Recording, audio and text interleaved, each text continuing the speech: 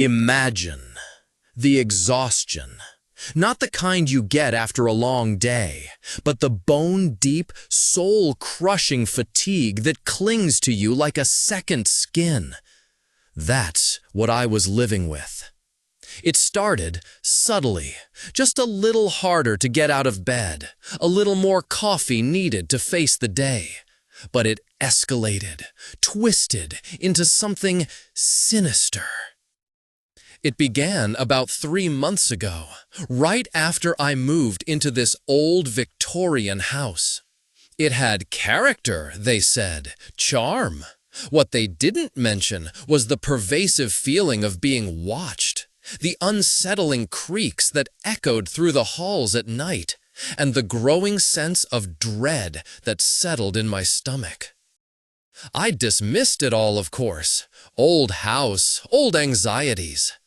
But then the dreams started. Vivid, disturbing nightmares that left me sweating and gasping for air. I'd wake up feeling more tired than when I went to sleep, the line between reality and the dream world blurring. I chalked it up to stress, pushed it aside. But then came the insomnia.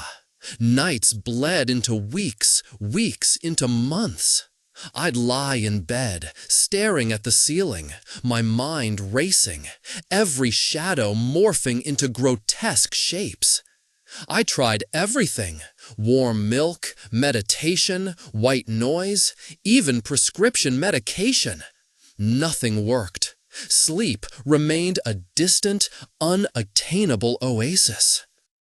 And that's when I noticed her.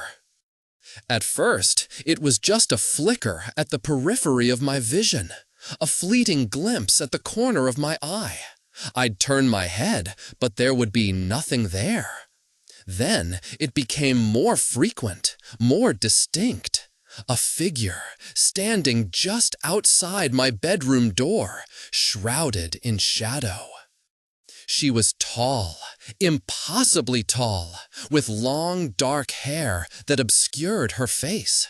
She never moved, never spoke, just stood there, watching. And I began to notice something else, something far more disturbing. She only slept when I blinked. I know, it sounds insane, but it's true. Every time I blinked, I'd see her eyelids flutter closed for the briefest fraction of a second. It was a subtle thing, almost imperceptible, but undeniable. She was tethered to my consciousness, her existence somehow dependent on my wakefulness. I started experimenting. I would stare, unblinking, for as long as I could bear it, my eyes burning, watering, screaming for relief.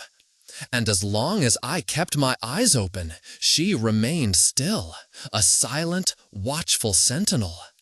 But the moment I succumbed, the moment my eyelids flickered closed, even for a split second, I would see her chest rise and fall in a shallow, almost imperceptible breath.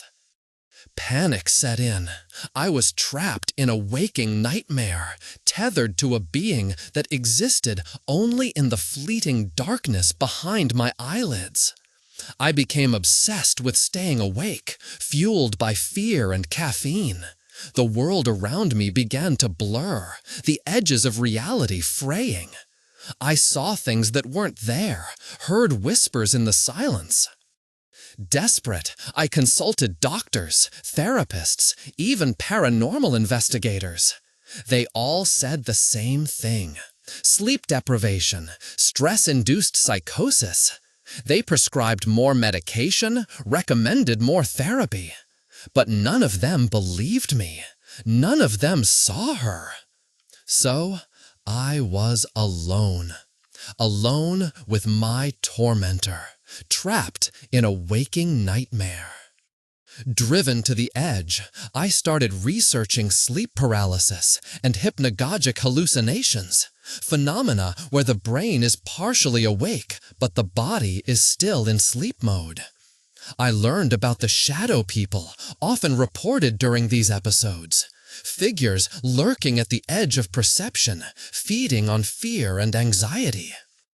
Could she be a manifestation of my own sleep-deprived mind, a phantom conjured from the depths of my subconscious? It was a terrifying thought, but it offered a glimmer of hope. If she was a creation of my mind, then perhaps I could control her. I started practicing lucid dreaming techniques, trying to gain control over my dreams. I meditated, visualized, tried to reprogram my subconscious. It was a long, arduous process, but slowly, gradually, I began to feel a shift. I started to anticipate her appearances, to steel myself against her presence. I even started talking to her, whispering into the darkness, trying to understand her, to reason with her. And then, one night, it happened. I blinked, and instead of seeing her chest rise and fall, instead of seeing her breathe, I saw her smile. A slow, sad smile that seemed to acknowledge my struggle, my pain. And then she faded. Slowly, gradually, she dissolved into the shadows until she was gone. I still don't know what she was or where she came from. A hallucination? A ghost? A figment of my imagination? Perhaps I'll never know. But I do know this.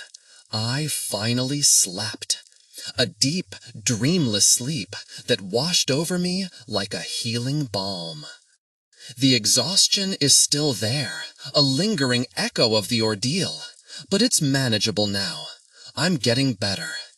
But sometimes, when the house is quiet and the shadows are long, I still find myself hesitating before I blink.